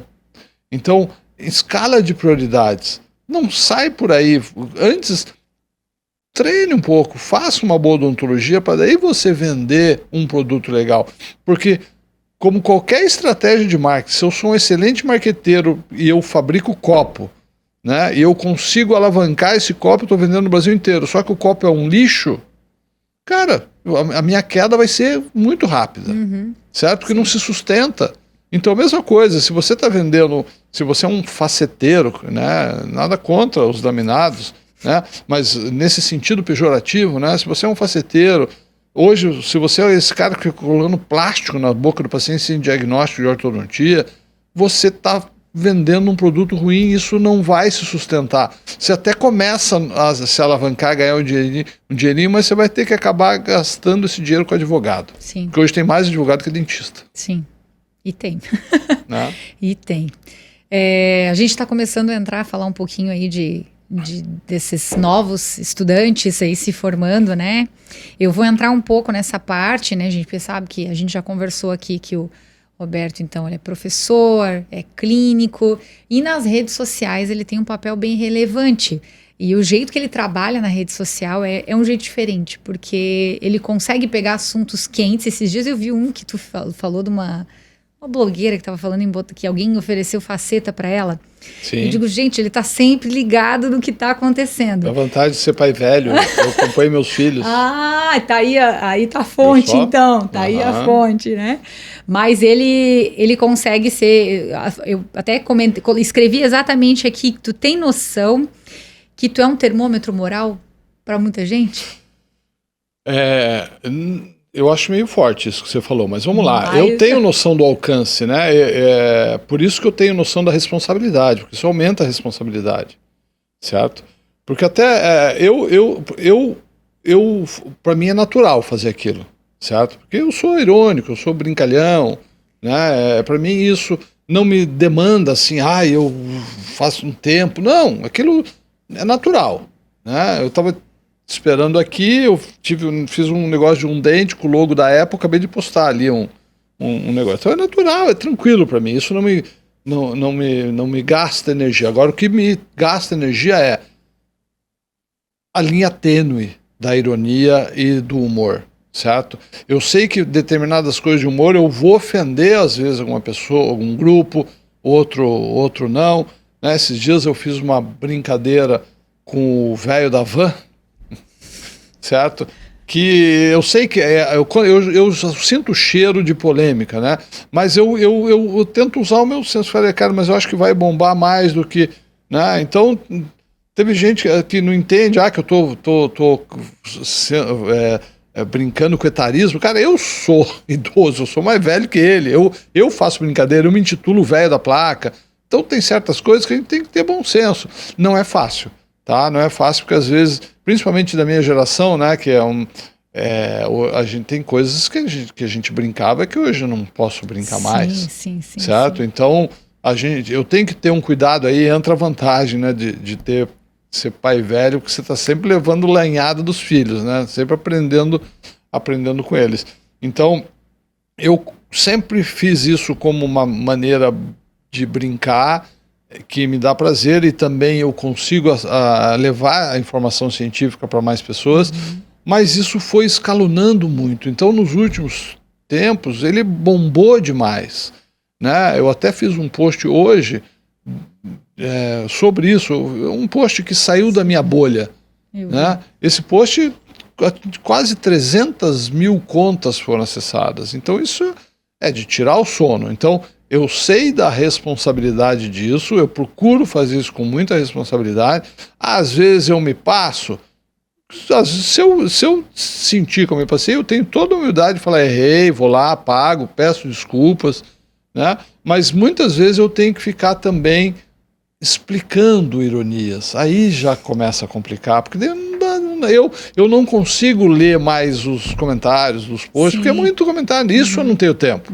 Né? Eu tenho tempo para fazer a besteira e ver o alcance. Eu não tenho tempo de ficar respondendo isso.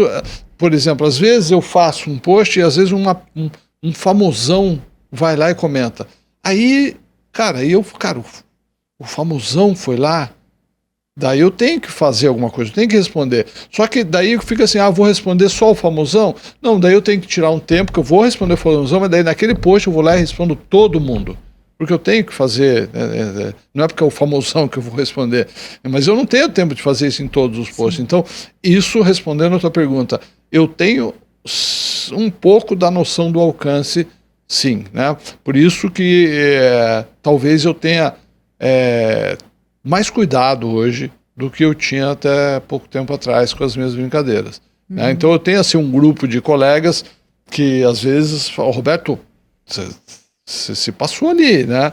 Então, às vezes, eu vou lá, eu tenho removido poucos posts, certo? Mas, às vezes, acontece. Sim. É difícil, essa linha tênue é difícil. Eu imagino, mas eu te falo essa questão do termômetro, porque eu até comentei no story, né? Falei que eu já deixei de seguir, né? Sim. Não, muita gente fala isso. Não, porque alguns professores, às vezes, porque eu sempre tive facilidade com a rede social e eu adoro orientar. Então, eu comecei atendendo criança e eu fazia videozinho, e eu adorava, eu adoro. Esses dias eu falei... Eu sou uma pessoa que, por mais que eu fique nervosa, eu fui oradora da turma, eu adoro um palco. Eu adoro pegar o microfone, falar, eu gosto de estar aqui me comunicando. Não, eu tô vendo, vocês comunicam muito bem, você fala muito bem. É algo assim natural, né? E faço a faceta. E comecei a me posicionar, depois que eu fiz a minha especialização, eu gosto muito de estética, então eu mostrava muito. Então, ao mesmo tempo que em algum momento me fez mal... E eu parei porque eu não estava mais conseguindo lidar, e não é uma crítica, nem Deus o livre, não é uma crítica. Mas a gente aceita crítica também, faz parte. Mas não é. Eu vejo que em muitos momentos, assim, eu sou jovem, né? Sou jovem, gente, eu sou assim, né? Para mim, hoje 40 é o novo 20, Sim. Né? Não é? Eu considero. Então, eu acho que é importante a gente estar seguindo, porque aquilo ali, querendo ou não, é uma rede social. Então, aquela premissa de que tu é o resultado das 5 pessoas que tu mais convive, eu acho que dentro da rede social, tu pode levar para isso. Então, as pessoas que tu segue, tu vai ser o resultado daquilo que tu vê, né? Então, eu volto a seguir e gosto de acompanhar algumas coisas, por mais que às vezes eu fique, acho que deu uma servidinha, né? Deu uma servidinha aqui, esse chapéu, né? Mas é bom porque às vezes a gente tá indo num caminho que, não tava legal aqui, realmente ele tem razão, eu tenho que... Então, é por isso que eu te falo, que esse termômetro moral, né? Quem tá ali... tem uma pessoa que já passou por tudo, que está enxergando as coisas. Eu acho importante a gente ter essas gerações. Tem coisa que eu tenho um colega meu, que ele é dono de uma clínica que tem 5 cadeiras. Não concordo com a forma como ele trabalha. Admiro algumas coisas na personalidade dele. Né? Não serve para mim. Quando eu fiz meu primeiro curso de gestão, eu fiz da Marina Lara, não sei se tu ouviu falar, todo mundo fez aquele curso, né? Foi quem me abriu os olhos para outras coisas relacionadas à gestão, precificação, várias outras que eu não tinha. E o Ricardo Novak, que eu fiz, foi na mesma época, que eu fiz, estou citando nomes aqui, né, gente? Que foi quem me fez olhar para a minha estrutura. Porque eu só estudava, só fazia curso, eu já estava, sei lá, não lembro agora, com 6, 7 anos de formada na época, né? Mas a gente precisa ter outras pessoas para fazer a gente voltar pro eixo. Exatamente, porque senão tu pode ficar perdido. E hoje eu fico pensando, eu já estava com 6, 7 anos de formada, né? Já tinha ali um tempinho, né? E esse pessoal que está saindo, recém-formado, o que está acontecendo, né? É um desespero. Eu entendo assim, quando eu me formei, lógico que eu não tinha esse apelo todo da rede social. Quem sabe é por isso que eu publicava meus casos humildezinhos lá de estética, que eu achava bonito, eu já ficava feliz. E eu publicava porque não tinha tanto para eu me comparar. Hoje tem bem mais, né? Mas eu lembro que eu não saía da faculdade pensando, eu quero ficar rica, assim, nossa, eu quero ficar rica e agora eu quero ganhar meu dinheiro. Não era meu pensamento quando eu me formei. Eu me formei pensando, eu quero estudar, eu quero fazer bem, eu quero entregar uma coisa boa para o paciente. Esse era o meu pensamento. O que está acontecendo com um dentista hoje e como é que tu, como professor, tu acredita que tu tanto lá dentro, acho que dentro do Instagram tu já tenta fazer isso, né, com a tua comunicação, mas o que fazer, como ajudar esses alunos? Olha, eu vejo um somatório de algumas coisas, né?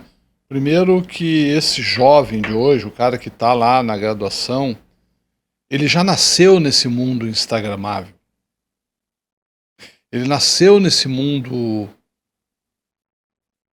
é um mundo fake, né? Porque o Instagram só tem coisa boa. Você não vai publicar teus casos ruins. Você não vai publicar o dia que você está ruim, que você está, né? Então, o Instagram é uma coisa, né? E o perfeito é fake, né? Então, essa galera já nasceu nesse mundo. Eles dão muita importância para esse mundo. Então, esse é um problema, certo? O outro problema, eles não têm a mesma formação que eu tive de graduação. Então é um cara que sai com uma formação ruim e meio que querendo dominar esse mundo digital. Então ele é um prato cheio para esses cursos que tem, né? Voltando aqui, repetindo que eu estou falando mal do marketing, Mas hoje tem cursos que querem transformar esse cara num referência. E tem estratégias para isso. Esses cursos conseguem pegar esse cara cru e transformar numa referência. Mas referência do quê? Né? Ele vai o fake, ele vai estar num outdoor, ele vai estar com uma rede social bombando, mas a hora que ele recebe os pacientes, ele vai fazer o quê?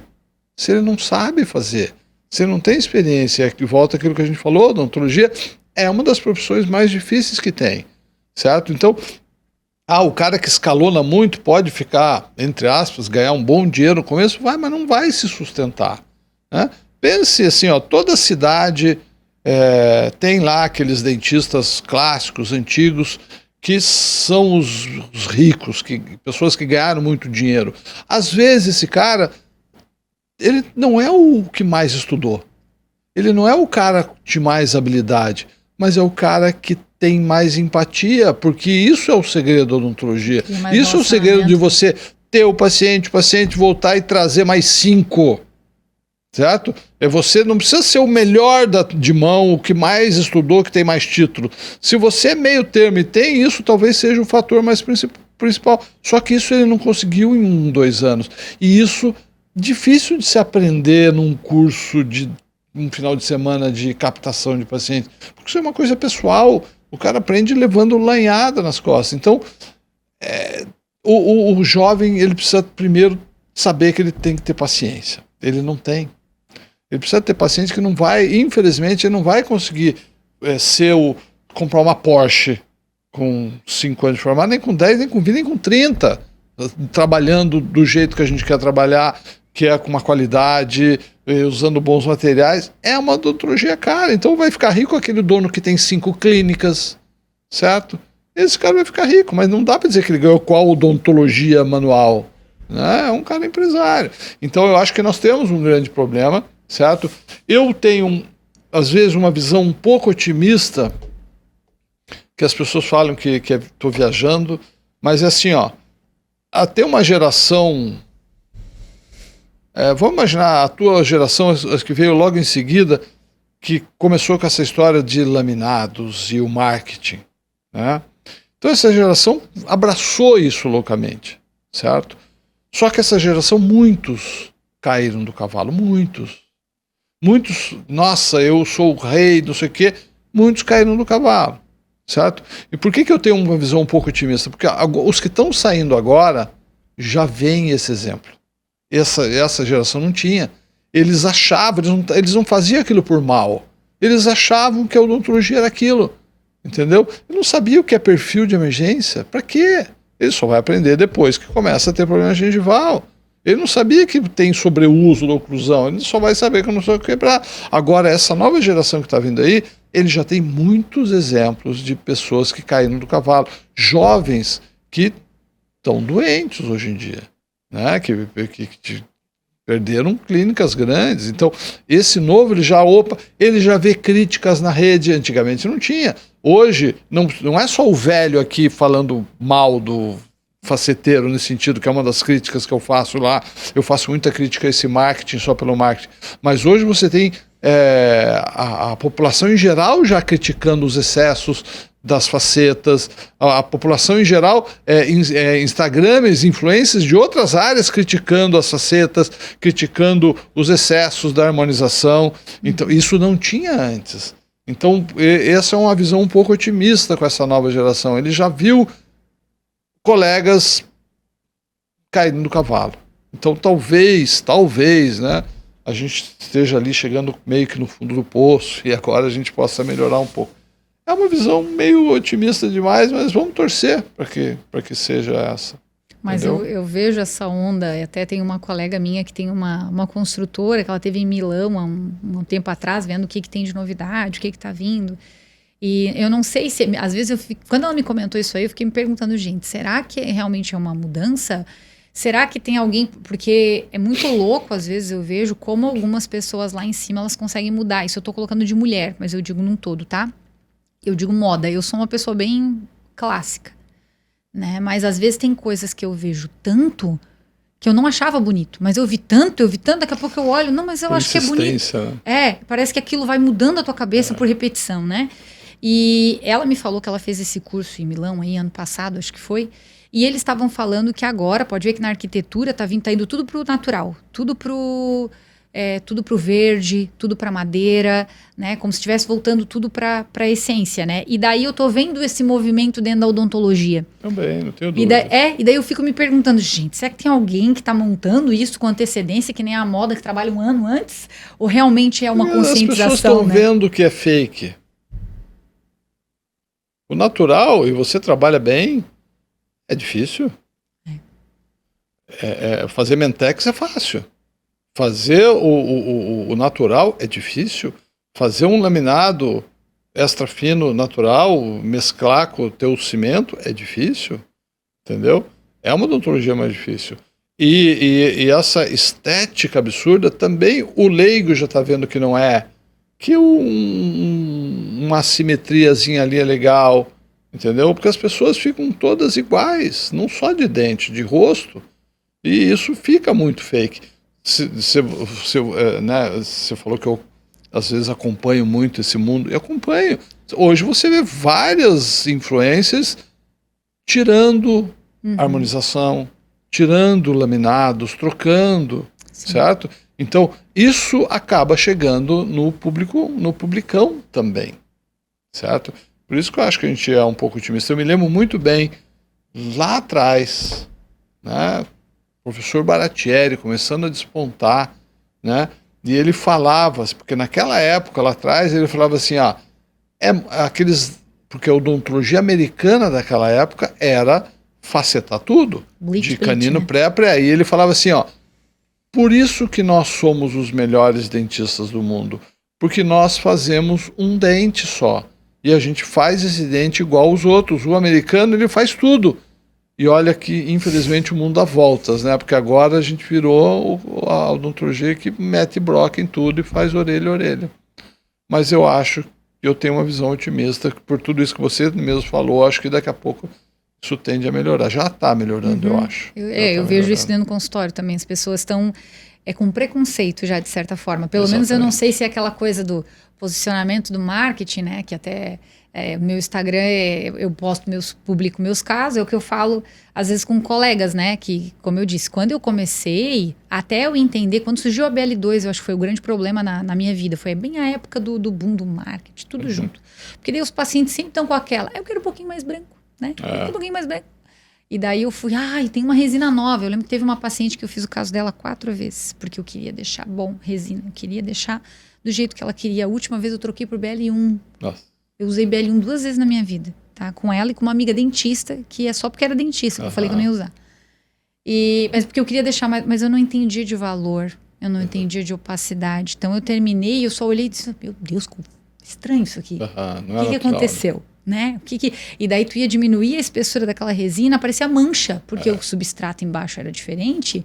Então, mas assim, até essa minha ficha cair, até eu começar a entender por que isso demorou. Mas foi essa onda que veio, né? E eu fiz poucos casos assim ainda. Então, eu vejo que as pessoas hoje, elas estão com preconceito. Eles já chegaram, não quero aquele dente daquele jeito. Quero Mentex. Eu não quero ficar assim, eu não quero aquele dente. Eu não quero que as pessoas saibam o que eu fiz. Que eu acho a coisa mais linda do mundo, quando o paciente diz isso, né? Eu não quero, então, oremos que não seja só um movimento isso não é só intraoral, né? É a harmonização também, que eu acho que o pessoal já está voltando mais para uma coisa mais sutil, natural. Exatamente. Por nada continue assim. E indo por esse caminho, o que tu imagina para a odontologia do futuro? O que tu acha? Porque assim, a gente está falando aqui de movimentos do dentista, né? A gente está uma quantidade de tecnologia, estou agora fazendo um curso de fluxo digital, eu e meu esposo se formou em odontologia, e daí entramos na onda. Ano passado a gente comprou scanner, fresadora, compramos tudo dentro do consultório, porque hoje estou aprendendo a mexer no Mesh Mixer, porque quero fazer os projetos, né? Aquela curva de aprendizado, assim, difícil que a gente vai abraçar, mas às vezes eu me pergunto, né? A gente estava lá fazendo projeto hoje, mas meu Deus, o que a gente está fazendo aqui? Eu acho que o protético é tão baratinho, porque é um trabalho, eu sei que com o tempo pode ser que seja rápido, né? Mas o que tu acha que vai acontecer com toda essa mudança, essa tecnologia? O que vai ser? Primeiro que vai ser tudo digital. Eu acredito nisso também. Vai ser tudo digital. Porque A hora que esses técnicos raízes se aposentarem, não vão ter outros. Porque hoje todo novo técnico só quer ser cadista, ele só quer desenhar no digital. O cara nem sabe o que é gesso. O cara nem sabe o que é recortar um troquel, certo? Só que tem vários aspectos disso, né? Além de esperar um pouco a evolução. Um dos últimos podcasts que eu fiz foi com o Darlo Soares. Darlo Soares é um brasileiro, é o cara que mais estuda gesso e troquel de gesso. Ele dá aula no mundo inteiro, é um cara novo, e levaram ele para os Estados Unidos, né? Ele trabalha lá hoje. Então ele trabalha, você já ouviu falar do Dr. Apa, que é aquele dentista famoso americano que tem clínicas em Nova York, São Francisco, Dubai. Ele tem 5 clínicas, ele fica circulando de jatinho, ele atendendo assim. E ele levou 5 técnicos dos melhores brasileiros que trabalham com ele. E agora levou um cara, daí o podcast é exatamente isso. Eu falei, o cara do berço da odontologia digital levou o nosso gesseiro número 1 para fazer o quê? Gesso. Porque lá, muitos dos casos hollywoodianos é feldspática. Tem que ter o troquel, tem que ter o recorte. É claro que é um mix do digital com o analógico, entendeu? Mas eu respondendo a tua pergunta, calma, né? O futuro é digital, mas ainda tem muita coisa, muita água vai rolar. O grande problema hoje é o cara, quem que está voando no digital? Por exemplo, o teu professor de hoje, por que ele está voando no digital? Porque ele saiu do analógico. Ele sabe, por exemplo, quando sair do analógico é a pessoa saber da importância de um perfil de emergência. É a pessoa saber que ele aprendeu a moldar no casquete, eu sei, porque eu fui professor dele. Né? O casquete, quando a gente recorta o troquel, a gente é obrigado... Por que a gente coloca fio? Né? Porque a gente quer copiar uma porção apical ao término de preparo. Porque é ali que eu vou apoiar a minha peça para inserar o perfil de emergência ou desenhar. Então, o dentista e o técnico que saíram do analógico e foram para o digital, esses caras estão voando. O problema é uma geração hoje de técnico, nem é técnico, é um monte de cadista, que ele sabe desenhar dentes lindos, mas ele não sabe o que é perfil de emergência. Para ele não tem importância nenhuma se ele deixar mais gordinho ou menos gordinho. E daí entra um dentista que também não sabe disso, ele recebe o trabalho e vai só colando. Esse é o problema. Ah, mas eu sou digital. E daí? Um lixo. Não interessa. Hoje, que nós estamos nesse ato, não interessa se eu moldo, se eu escaneio, não interessa o resultado final. Né? A gente tem excelentes trabalhos no digital, você viu hoje, né, um dos melhores profissionais do mundo, e tem muita gente que ainda domina muito o analógico. Né? Então eu acho que ainda tem tempo. E o caminho é o que você está fazendo. Eu falo para todo mundo, entra o quanto antes. No digital, entra o quanto antes.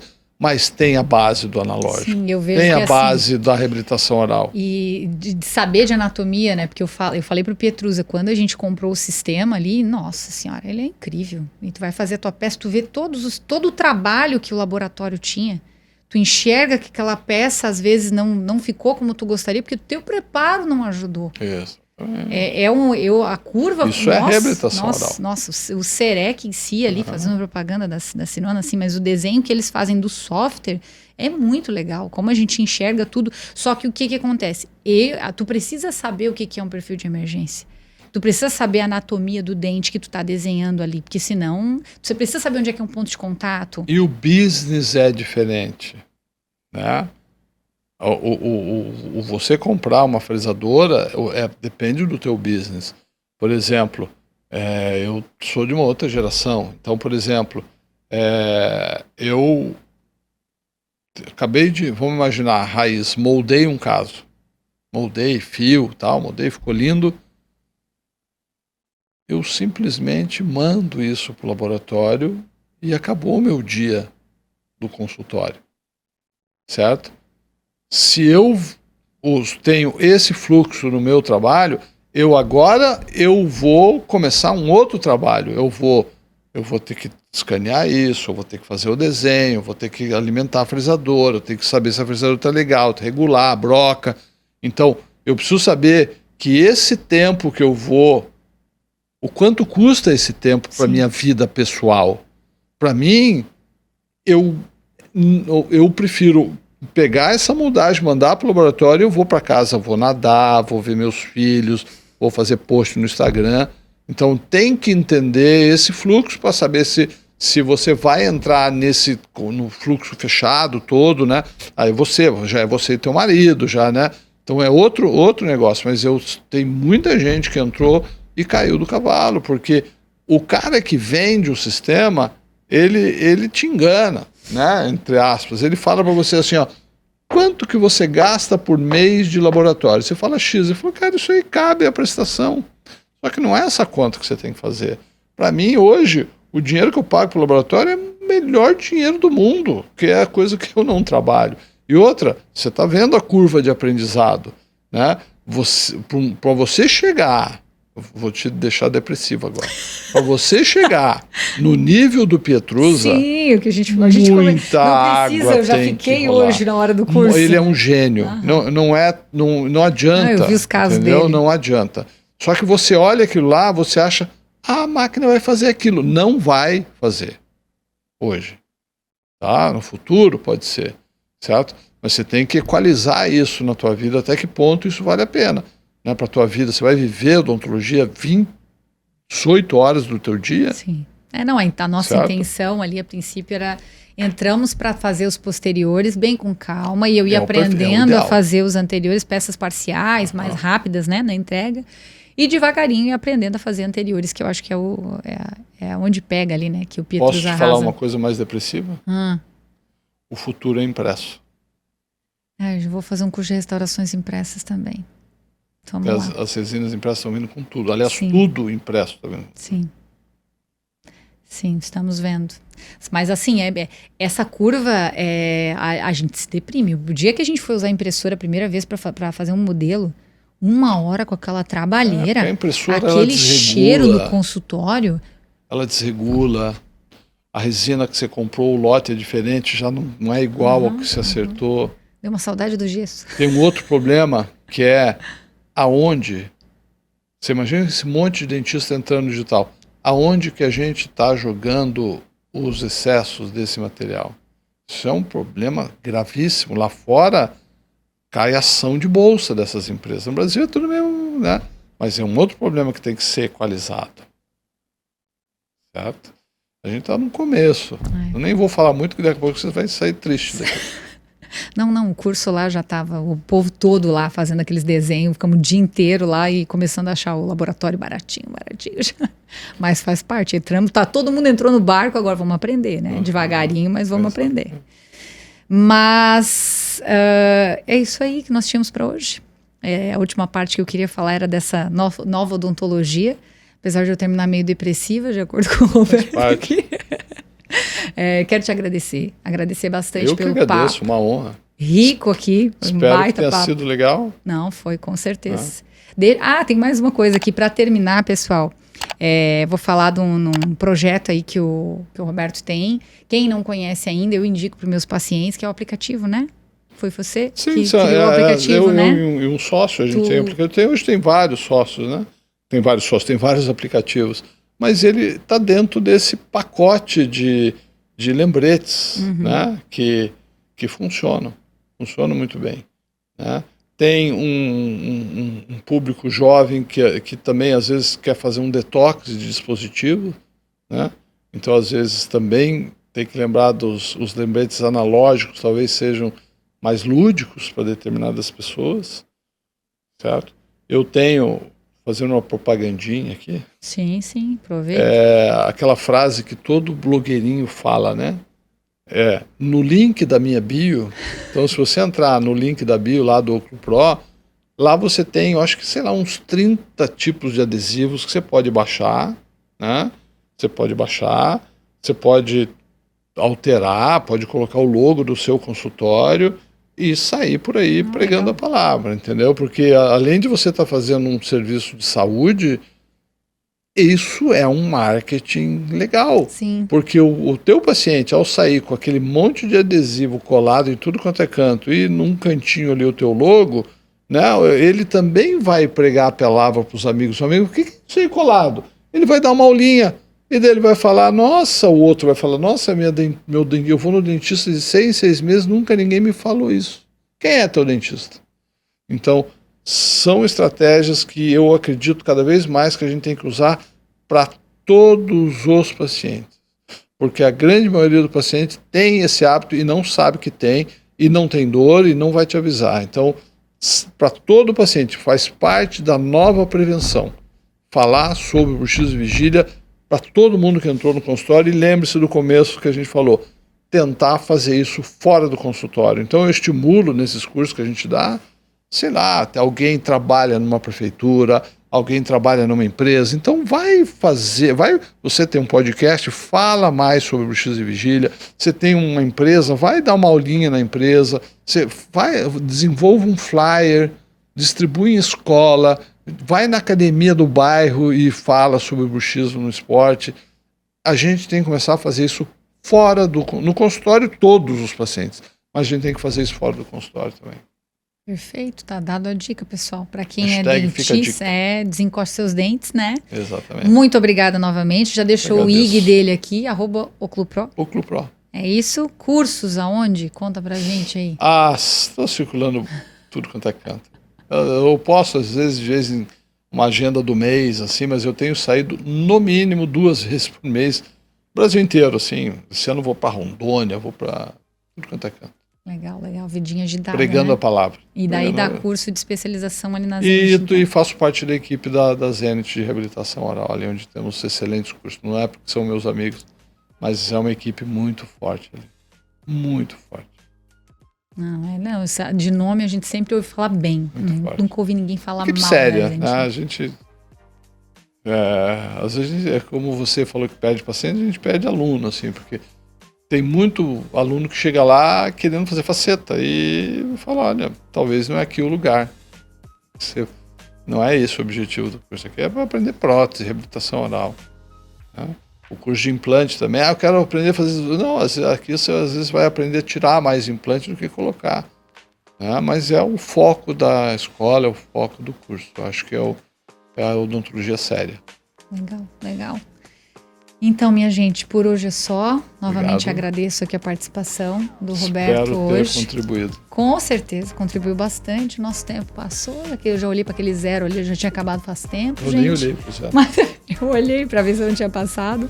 Mas tá tudo certo, porque o papo foi muito bom, gente.